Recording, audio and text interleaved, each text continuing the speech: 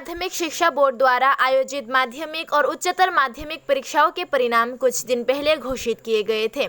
वहीं कुल परीक्षार्थियों में से 50% उत्तीर्ण हुए हैं, सूत्रों ने कहा।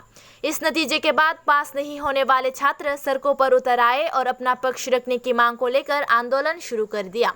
उनके मुताबिक जो छात्र पास हुए वो बिना परीक्षा पास किए कैसे पास हो सकते हैं।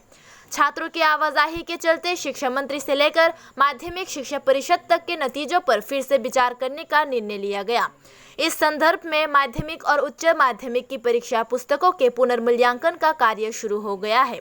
माध्यमिक शिक्षा परिषद के अध्यक्ष भवतोष राय ने आज मीडिया से बात करते हुए कहा कि मूल्यांकन कार्य अगले शनिवार तक पूरा कर लिया जाएगा और अधिकांश छात्र परिणाम से संतुष्ट होंगे। আপনারা জানেন যে আমাদের শিক্ষা পরিষদ পরিচালিত এবার তো পরীক্ষা হয়নি, বিভিন্ন রাজ্যের শিক্ষা বোর্ড যে পদ্ধতিতে ফলাফল ঘোষণা করেছে বা কেন্দ্রীয় সিবিএসসি যে পদ্ধতিতে করেছে, মোটামুটি সেই ধাঁচে আমাদের একটা এক্সপার্ট কমিটি করা হয়েছিল। তার ভিত্তিতে ফলাফল ঘোষণা করা হয়েছে মাধ্যমিকের 31শে জুলাই আর হায়ার সেকেন্ডারি 1 আগস্ট। ফলাফল মোটামুটি অন্যান্য বারের চেয়ে ভালোই হয়েছে।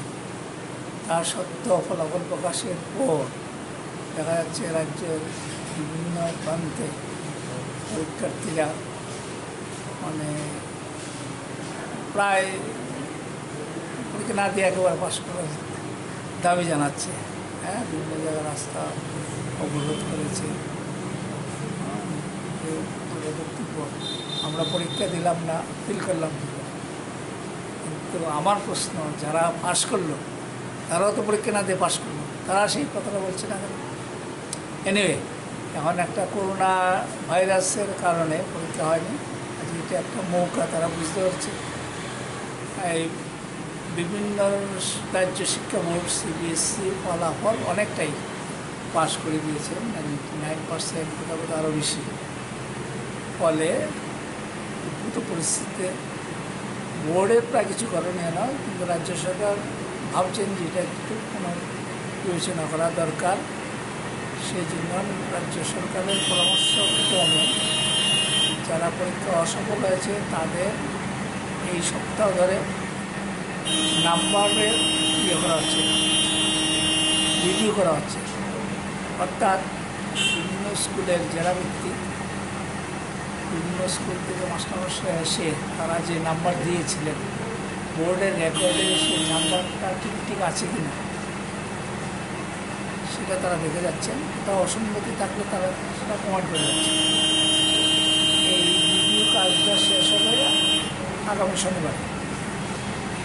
এরপরে আমার ধারণা রাজ্য সরকার যথাযথ সিদ্ধান্ত নেবেন এবং ফলাফল সম্ভবত আগামী সপ্তাহে প্রথম দিনে প্রকাশ করা যাবে।